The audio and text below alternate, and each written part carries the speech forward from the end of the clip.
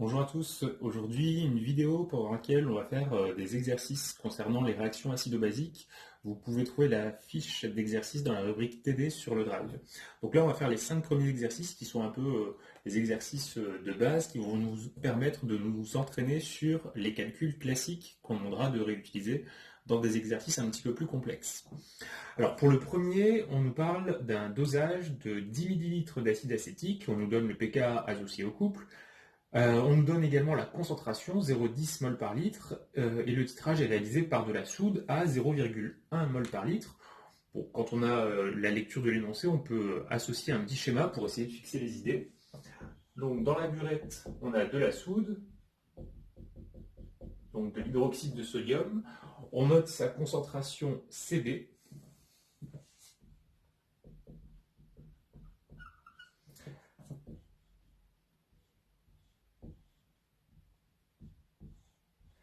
Et dans le bécher, on a mis donc de l'acide acétique, volume Va et concentration Ca. L'acide acétique, je vais l'abréger par ACOH.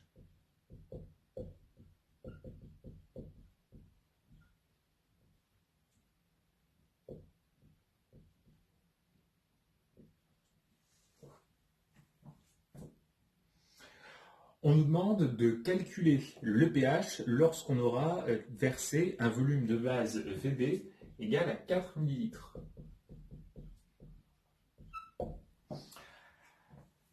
Alors, pour répondre à cette question, on va utiliser la méthode de la réaction prépondérante. Et donc, ce qu'on peut imaginer d'un point de vue calculatoire, purement théorique, c'est qu'on a ajouté ces 4 ml de soude, que la réaction n'a pas eu lieu, et on va appliquer l'algorithme de la réaction prépondérante pour déterminer quelles sont les réactions qui peuvent avoir lieu dans le mélange. Alors, qui dit méthode de la réaction prépondérante, dit construction d'un diagramme de prédominance. Donc là, ici, on va faire figurer sur le diagramme tous les couples des espèces présentes. Donc, on aura à faire intervenir le couple avec l'ion hydroxyde, également le couple avec l'acide acétique. C'est pas écrit, mais c'est implicite. Le solvant sera l'eau, donc on va faire apparaître les couples de l'eau. Et pour les ions Na+, ce sont des ions spectateurs, ils respectent la règle de l'octet, ils ne réagissent pas. Donc, pour un pK à 14, c'est le couple de l'eau H2O, HO-. L'autre couple de l'eau avec un pK à 0, ce sera H3O+, H2O. Et à 4,8, ce sera le couple acide acétique, ion acétate. Je vous rappelle que lorsqu'on construit ces diagrammes de prédominance, sur la droite, on va mettre les acides, et évidemment, sur la gauche, ce seront les bases qui seront dessinées.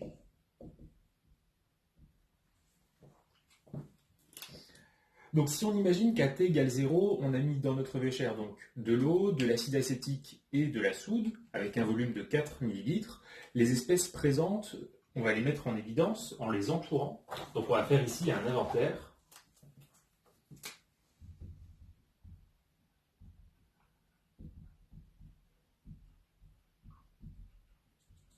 Et cet inventaire va être fait avant la réaction chimique. Alors, puisque l'eau est le solvant, elle sera obligatoirement présente. Donc, on l'entoure dans les deux couples où elle apparaît. On a versé, grâce à la burette, des ions hydroxydes. On les met aussi dans un cercle. Et on a également dans le bécher de l'acide acétique. Donc là, ce sont toutes les espèces présentes au moment où on a ajouté 4 ml et avant toute réaction chimique. Pour savoir quelle est la réaction prépondérante qui aura lieu dans un premier temps, on va devoir chercher la base la plus forte présente. Ce sera ici les ions hydroxydes. Et de l'autre côté, on cherche l'acide le plus fort présent, celui qu'on a entouré donc. Et c'est donc l'acide acétique. La réaction prépondérante numéro 1 va donc s'écrire acide acétique plus ion hydroxyde donne ion acétate plus de l'eau. En ce qui concerne cette réaction, est-ce qu'elle est très avancée ou peu avancée? On doit étudier les domaines de prédominance des espèces. Pour l'acide acétique, il est prédominant en dessous de pH égale 4,8 et les ions hydroxydes seraient prédominants au-dessus de pH 14. Les deux zones de ces espèces chimiques sont disjointes, on dit qu'elles sont incompatibles, par conséquent la réaction entre elles va être très avancée, et donc la constante d'équilibre sera égale à 10 puissance plus l'écart entre les pKa pris en valeur absolue. Ça nous fait ici K01 qui vaut 10 puissance plus 9,2.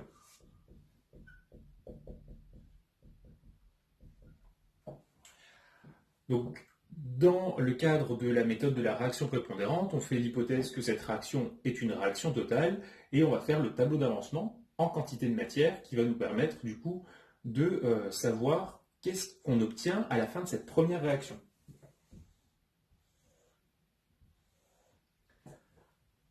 Donc initialement, pour l'acide acétique, on en a une quantité de matière Ca fois Va. Pour les ions hydroxydes, avant de les avoir versés, on en a 0 à l'intérieur du bécher. Les ions acétates n'ont pas été introduits, donc concentration initiale nulle. Et l'eau étant le solvant, on ne s'intéresse pas à sa quantité de matière. Une fois qu'on a versé les 4 ml de soude, l'acide, eh bien, il nous reste une quantité égale à la quantité initiale moins celle qui a réagi par rapport avec la soude. On aura donc CaVa moins CbVb. Et pour les ions hydroxydes, eh bien, si on en met seulement 4 ml, au vu des concentrations entre l'acide et la base qui sont égales, ça veut dire que les ions hydroxydes seront ici le réactif limitant, donc la quantité de matière sera nulle. Concernant les ions acétates, on va alors en former une quantité de matière Cb fois Vb.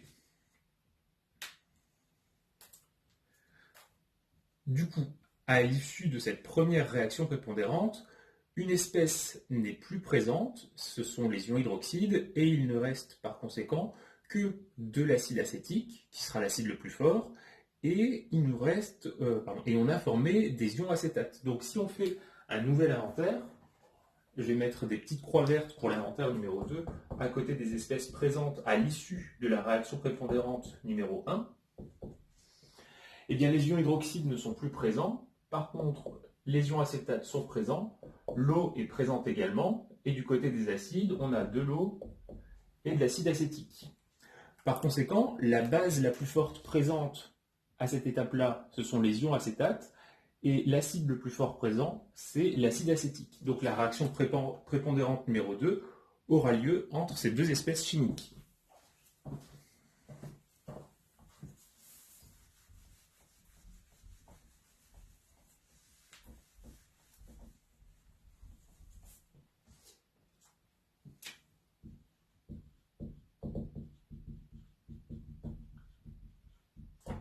Donc on a ici un acide et une base qui vont réagir par échange de protons. L'acide donne son proton à la base et du coup, bien, les produits qu'on obtient, bien, c'est la même chose que ce qu'on avait du côté des réactifs. La constante d'équilibre de cette réaction numéro 2, elle vaut donc 1. Il n'y a plus d'évolution macroscopique des concentrations.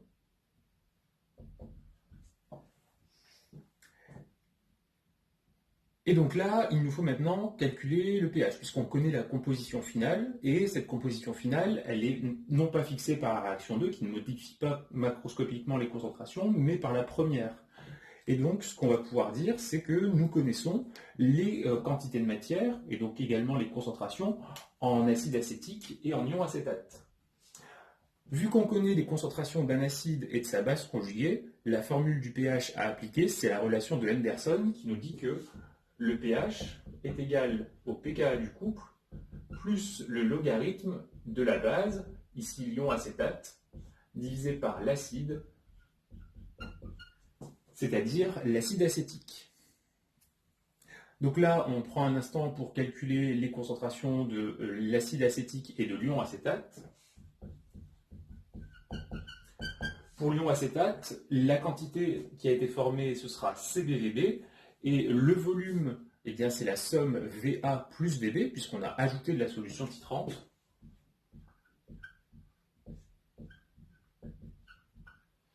Et pour l'acide acétique, la concentration à l'état final, ce sera donc égal à la quantité de matière restante, CaVa moins CbVb, divisé par le volume total.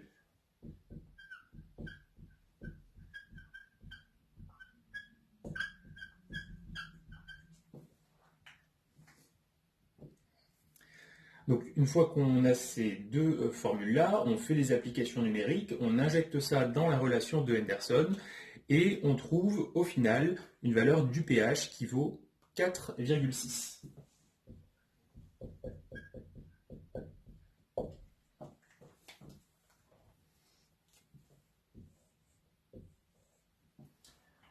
Pour arriver à cette formule, nous n'avons fait aucune hypothèse, si ce n'est d'avoir négligé l'autoprotolyse de l'eau. Et puisque le pH n'est pas compris dans l'intervalle 6,5, 7,5, eh bien, on pouvait tout à fait négliger cette autoprotolyse. Donc là, ici, c'est bien cette valeur-là qu'on va retenir pour cet exercice.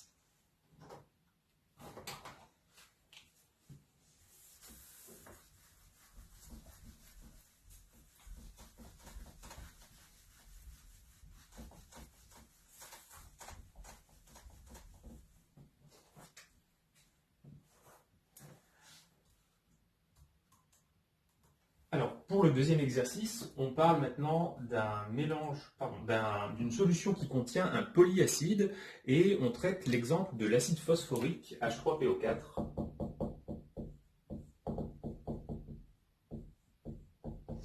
Alors, c'est un triacide puisqu'on voit dans sa structure 3 hydrogènes et on avait déjà parlé de ça dans les formules de Léonis, ça veut dire qu'on aura 3 liaisons OH, c'est-à-dire des fragments hydroxyles qui sont des fragments susceptibles de laisser partir des H+. Donc on nous donne les pKa, pKa 1, 2 et 3 associés à ce composé, et on nous dit que la concentration initiale vaut grand C égale à 6,0 fois 10-2 mol par litre. Alors le premier travail, c'est peut-être déjà essayer d'associer chacune des valeurs de pKa aux différents couples de l'acide phosphorique, puisque vu que c'est un triacide, il va pouvoir donner 3 couples acido-basiques. Le pK le plus faible est toujours associé à la première acidité, c'est-à-dire le départ du premier des protons. Donc le couple associé, ce sera H3PO4 slash H2PO4 moins, le dihydrogénophosphate. Et puis ensuite, eh bien, c'est un jeu pour lequel on va retirer progressivement un H+, à chaque ligne. Donc pour le pKa2, H2PO4-, qui était ici la base, va jouer le rôle d'acide. Et lorsque cet acide perd un proton, il donne HPO4-.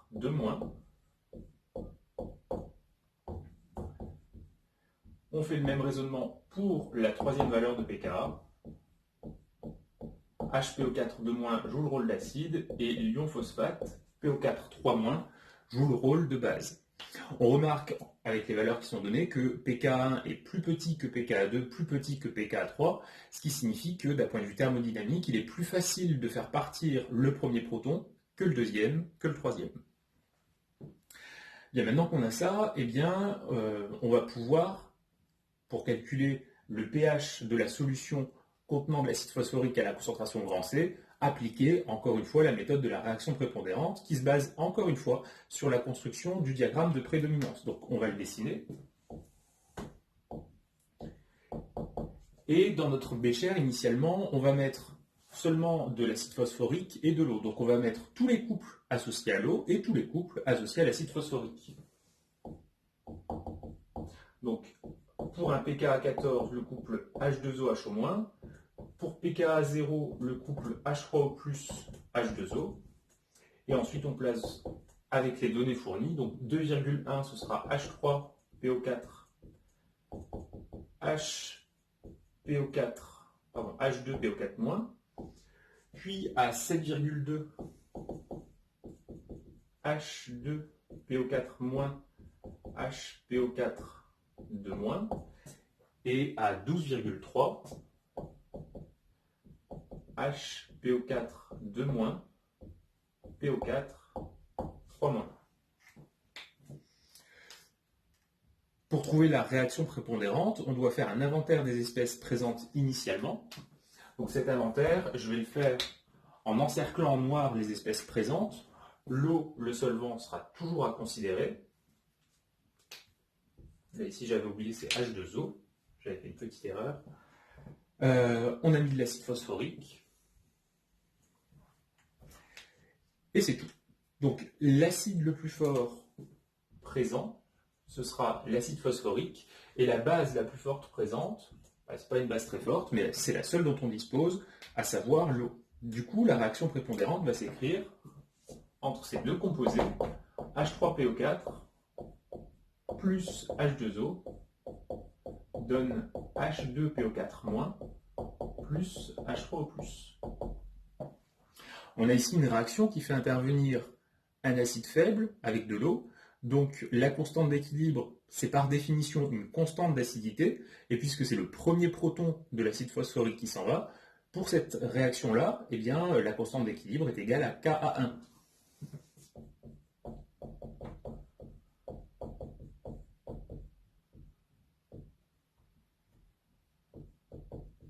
Ka1 qui vaut 10 puissance moins 2,1. À partir de là, eh bien, on voit que la réaction va être peu avancée puisque la constante d'équilibre est négligeable, en tout cas elle est petite devant 1, et donc on effectue le tableau d'avancement entre l'état initial et l'état final de la réaction. Pour l'acide phosphorique, on va travailler ici en concentration, donc pas en mol par litre.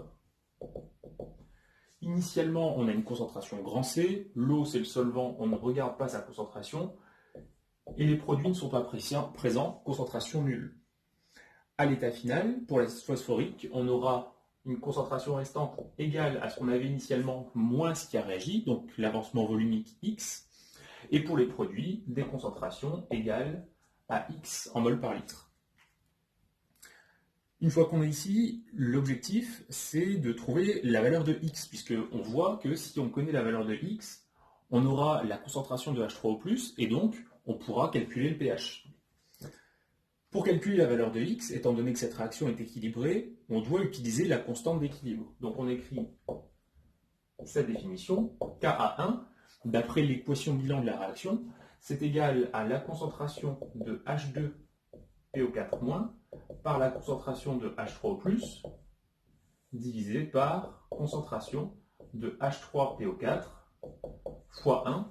Ce 1 correspond à l'activité de l'eau qui est le solvant. Ces valeurs sont celles prises à l'équilibre, qui correspond à la deuxième ligne du tableau d'avancement.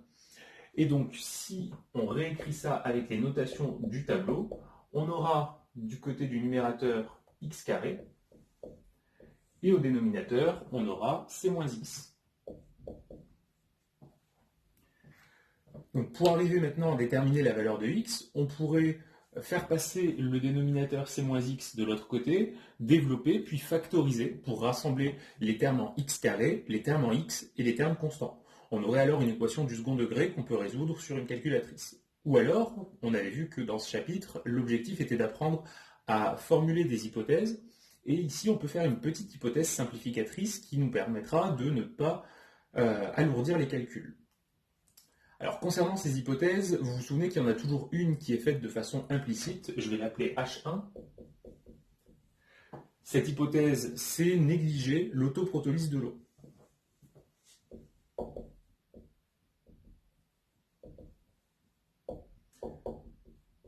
La seconde hypothèse porte sur la réaction prépondérante qu'on a écrite, et on constate que puisque la constante d'équilibre est petite, on peut supposer que l'avancement X sera négligeable face à la concentration grand C. Dans ces cas-là, ça veut dire que le terme C-X qu'on trouve au dénominateur de la constante d'équilibre sera à peu près égal à grand C.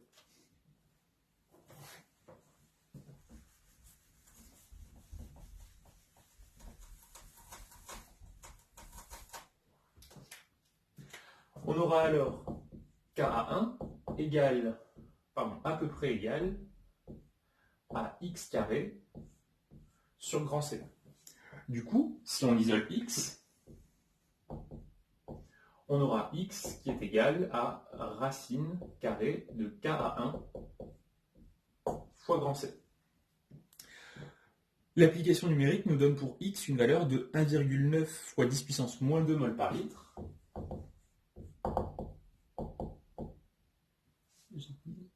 1,9 10 moins 2.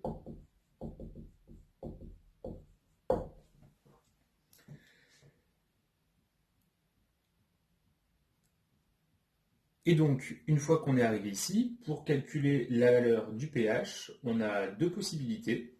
La première, c'est d'utiliser le fait que pH est égal à moins log de la concentration en H3+, donc moins log de X, ou alors appliquer la relation de Henderson pour le couple H3PO4, H2PO4-, donc pKa1 plus log de H2PO4- sur H3PO4, et en faisant le calcul, on trouve une valeur de 1,7.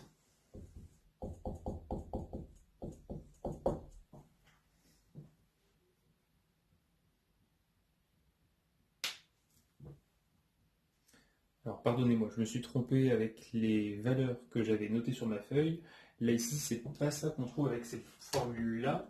Pour x, on trouve 2,2 fois 10-2. Et du coup, avec cette valeur de x, on trouve pour le pH une valeur de 1,66. Et vous vous souvenez que lorsqu'on fait un calcul à base d'hypothèses, comme celui qu'on a fait ici, il faut toujours à la fin vérifier ces hypothèses. L'hypothèse numéro 1 nous dit que l'autoprotolyse est négligée. Ok, ça c'est valable, on l'a vu dans le cours, lorsque le pH calculé est hors de l'intervalle 6,5-7,5. Ici, avec 1,66, pas de problème. La deuxième hypothèse nous dit que la réaction est peu avancée. Si la réaction est peu avancée, ça veut dire qu'on a à l'état final une majorité, c'est-à-dire plus de 90% d'acide, et donc du coup moins de 10% de la base. Ça veut dire qu'on doit être à un pH inférieur à pKa-1. Pour le couple en question ici, le pKa1 vaut 2,1. Et 1,66, ce n'est pas dans cet intervalle. Ça veut dire que l'hypothèse numéro 1, eh bien, elle est invalidée.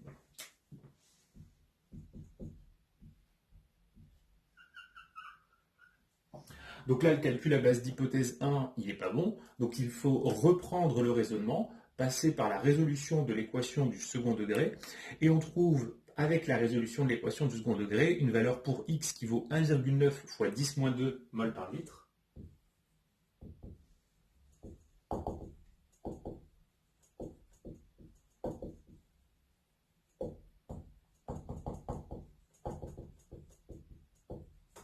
Et à partir de cette valeur, en prenant donc moins log de x, on trouve un pH qui vaut 1,7.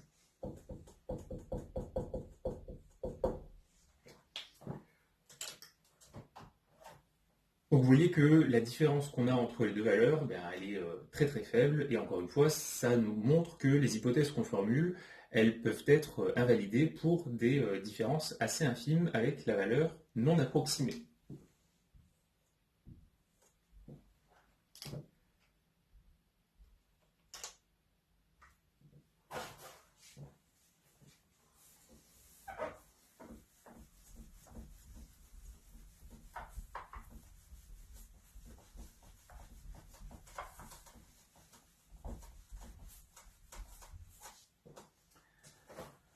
Alors ensuite, dans l'exercice numéro 3, on traite le cas d'un mélange d'acide faible et d'une base faible qui n'est pas sa base conjuguée. On nous parle donc d'un mélange qui contient des ions acétate à la concentration 0,05 mol par litre. Les ions acétates, je vais les noter AC-. On note leur concentration Cb. Et l'acide considéré, c'est l'ion ammonium et l'H4+, de concentration Ca égale 0,1 mol par litre.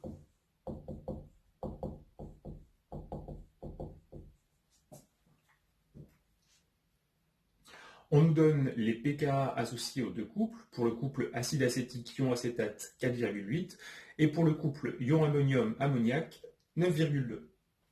Encore une fois ici, le but de l'exercice, c'est de calculer le pH qu'on obtient à l'état final après avoir mélangé ces deux composés.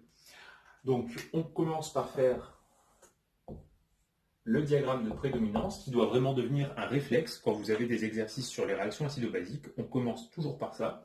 On place les couples associés à l'eau.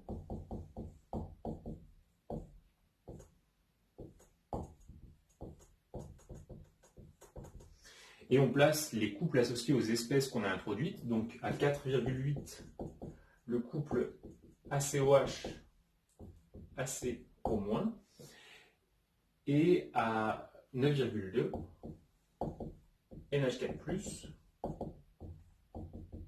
NH3. Pour l'inventaire des espèces présentes,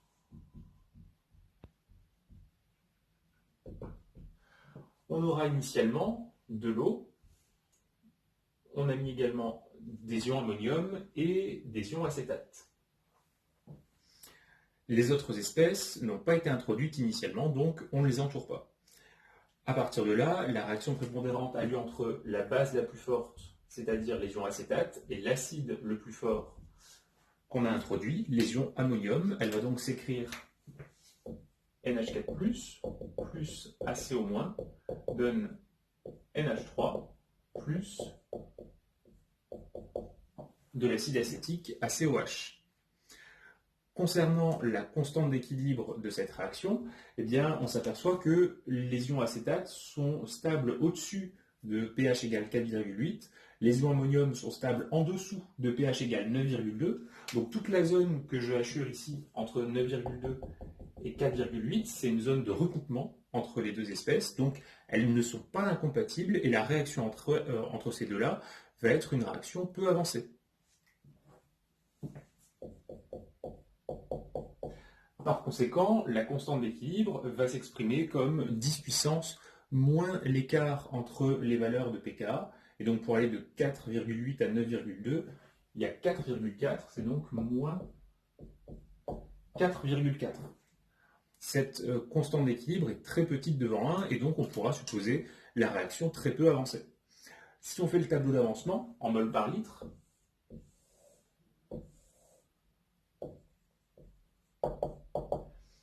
initialement, pour les ions ammonium, on en a mis une concentration Ca qui vaut 0,1 mol par litre.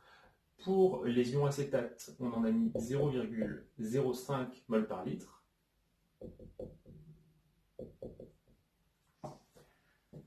Et les produits sont initialement non présents.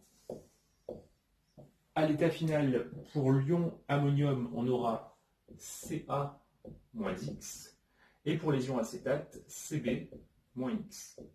Concernant les produits, à l'état final, leur concentration est égale à l'avancement volumique X. Pour calculer le pH de la solution, bien ici on n'a pas H3O+ qui apparaît, donc on devra obligatoirement utiliser la relation de Henderson, soit pour le couple NH4+, NH3, soit pour le couple acide acétique, ion acétate. Dans les deux cas, il va nous falloir connaître les concentrations de l'acide et de sa base conjuguée, et pour ça, il nous faut déterminer la valeur de X.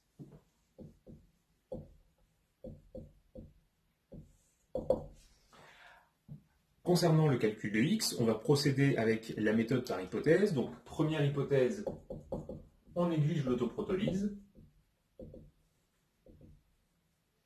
Et seconde hypothèse, on considère que la réaction est très peu avancée.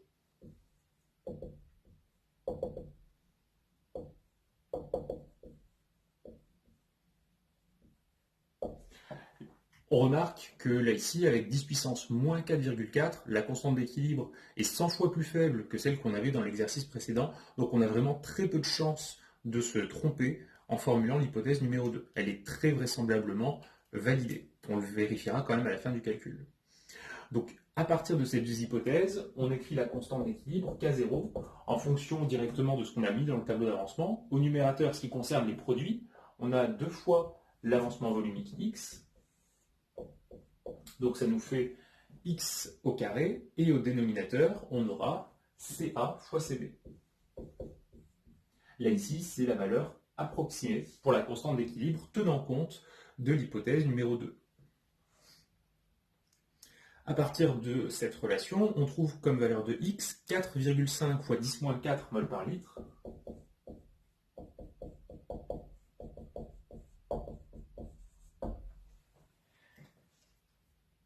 Et donc, puisqu'on connaît la valeur de X, on peut calculer les concentrations des acides et de leur base conjuguée, appliquer la relation de Henderson, et on trouve pour l'un comme pour l'autre des deux couples une valeur de pH de 6,85. Je vais le noter par ici.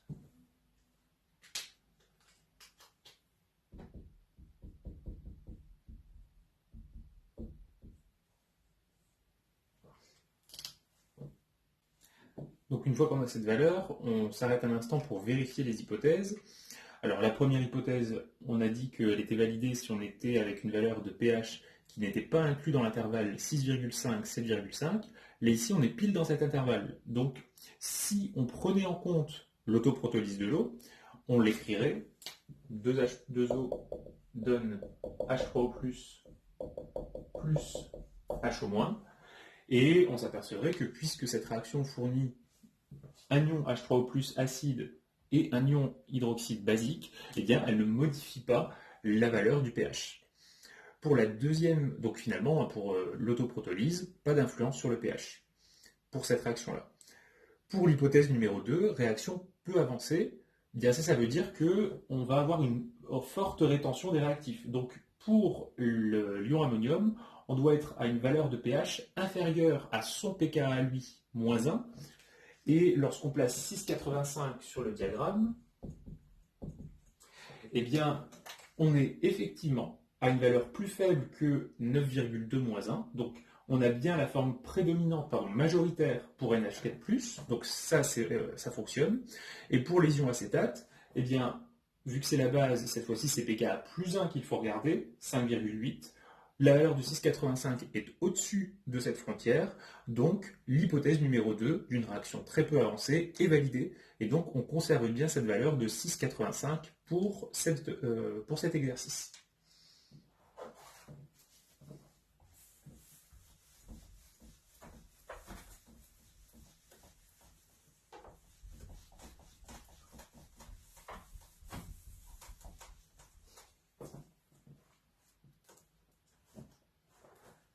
Alors, l'exercice suivant, c'est un exercice un petit peu piège. Vous allez voir pourquoi, et ça peut être bon si vous avez une bonne mémoire de le garder en tête. Il porte sur l'exemple d'une espèce amphotère. Une espèce amphotère, vous vous souvenez, elle peut jouer à la fois le rôle d'acide dans un couple et également le rôle de base dans un autre couple. Et ici, on nous parle de calculer le pH d'une solution d'hydrogénosulfure de sodium, NaHS.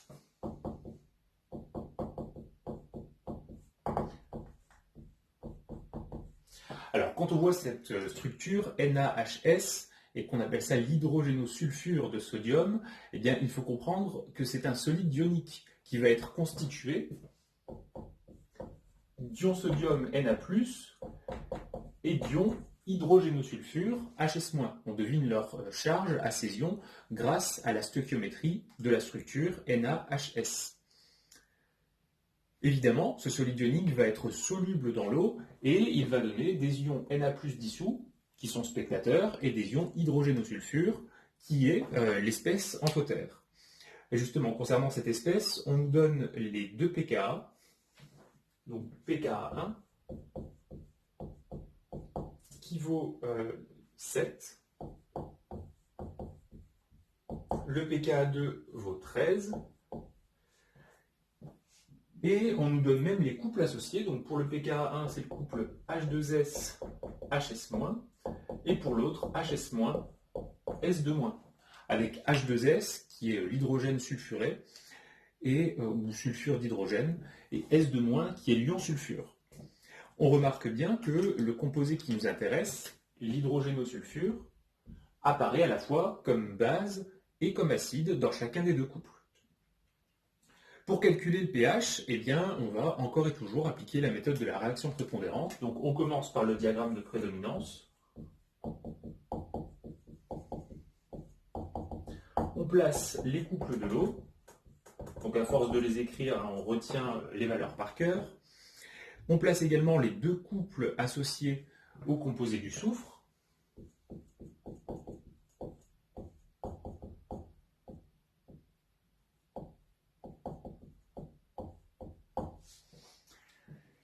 Et on va réaliser l'inventaire des espèces présentes à l'instant initial. Pour ça, je vais encercler les espèces. On met de l'eau, le solvant, toujours présent, et on met également HS-. Les autres espèces ne sont pas introduites et donc on ne les encercle pas.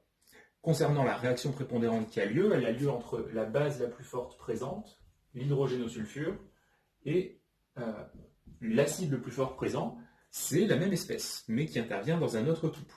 Du coup, pour écrire la réaction, on aura HS- plus HS-. Un des deux joue le rôle d'acide et va céder un H+, qui sera récupéré par l'autre. On va donc former S2- plus H2S. Concernant la constante d'équilibre de cette réaction, eh bien, on voit que HS- est une espèce qui a son domaine qui se recoupe avec celui de HS-, c'est plutôt logique, hein, c'est la même espèce. Et donc la réaction entre ces deux ions va être peu avancée. L'écart entre les pK entre 7 et 13, on a 6, donc la constante vaut 10 puissance moins 6. La réaction est donc très peu avancée, et si on effectue le tableau d'avancement, en mol par litre, à l'état initial, on aura une concentration C pour chacun des réactifs, 0 pour les produits.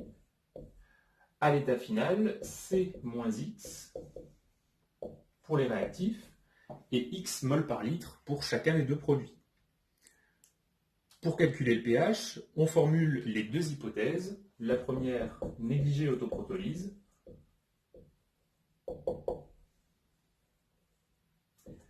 Et la seconde, la réaction est très peu avancée.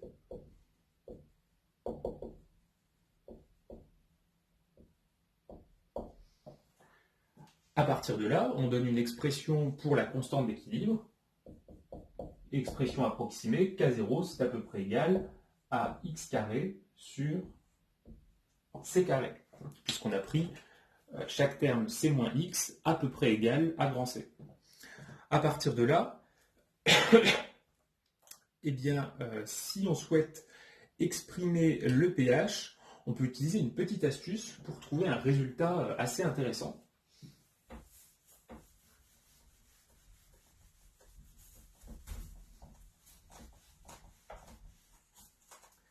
Alors, je vais garder ça sous les yeux et je vais appliquer la relation de Henderson pour chacun des deux couples des composés du soufre. Pour le premier, on aura pKa1 plus log de la base HS- sur l'acide H2S. Et pour le second, pH égale, pardon, j'ai oublié ici pKa1. Pour le deuxième, ce sera pKa2 plus log de la base S2- sur l'acide HS-. Ces concentrations, elles sont présentes dans le tableau d'avancement. Et donc, pour HS-, on a à peu près grand C.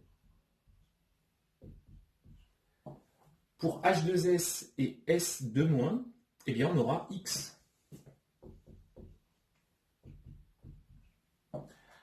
Et là, vous voyez que dans les logarithmes, on a les termes qui se ressemblent. Ça veut dire que si on s'intéresse à la somme de pH, en faisant l'addition donc des deux équations précédentes, on n'aura que 2pH est égal à pKa1 plus pKa2. Du coup, bien, si on isole le pH, il est égal à la moyenne arithmétique des deux pKa.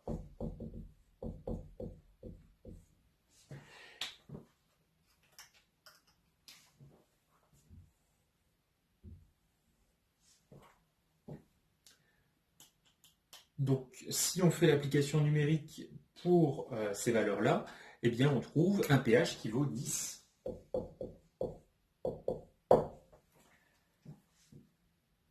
Et comme d'habitude, on n'oublie pas que cette valeur doit être confrontée aux hypothèses. L'autoprotolyse est-elle négligeable? Eh bien oui, puisque 10 est supérieur à 7,5. La réaction est-elle très peu avancée? Eh bien 10, c'est en dessous de 13-1, c'est aussi au-dessus de 7+1, qui sont les deux valeurs de pKa frontière. Donc on est bien dans le cas où la réaction est très peu avancée, et ça on n'en avait pas grand doute, hein, puisque la constante d'équilibre est vraiment toute petite devant 1. Donc cette valeur de pH 10, eh bien, elle est validée. Et vous remarquez donc un résultat relativement intéressant, c'est que peu importe la concentration initiale de l'amphotère, eh bien, vous aurez la même valeur du pH final. Et du coup, ce résultat, il est généralisable. Dès que vous aurez une espèce amphotère, on peut citer par exemple les ions hydrogénocarbonate, HCO3-, ou des composés de la famille du soufre, hein, comme on les avait croisés tout à l'heure dans un autre exercice, eh bien vous aurez toujours, si vous mettez seulement cette espèce amphotère à une concentration quelconque, un pH égal à la moyenne arithmétique des deux pKa associés à l'espèce.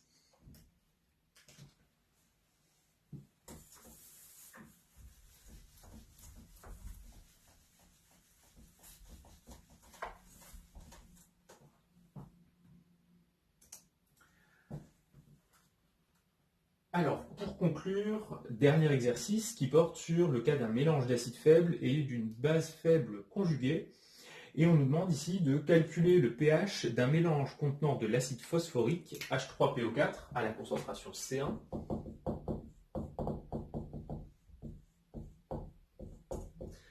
C1 qui vaut 2,3 10-2 mol par litre. Et on mélange ça avec du dihydrogénophosphate, H2PO4-, à la concentration C2, prise égale à la concentration C1. On nous donne les 3 pKa associés à l'acide phosphorique. Donc on avait attribué les différents pKa dans l'exercice numéro 2. Revoyez-le si jamais vous avez un petit doute. Et on nous demande de calculer la valeur du pH de la solution. Alors là, vous pourriez, encore une fois, utiliser la méthode de la réaction prépondérante, ou alors utiliser un résultat qu'on avait vu à la fin de la leçon, qui est que dans cet exercice, nous avons un acide faible mélangé à concentration égale avec sa base faible conjuguée. Par conséquent, la solution qu'on considère ici, c'est une solution tampon.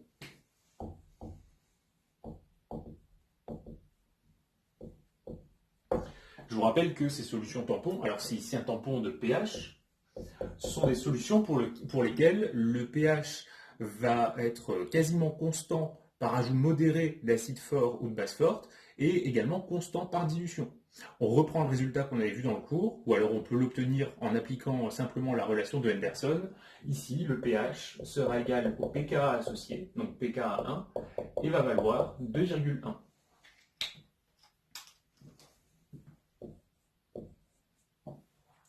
Donc voilà pour cette première série d'exercices. Je vous ferai au moins une autre vidéo avec un exercice un petit peu plus costaud.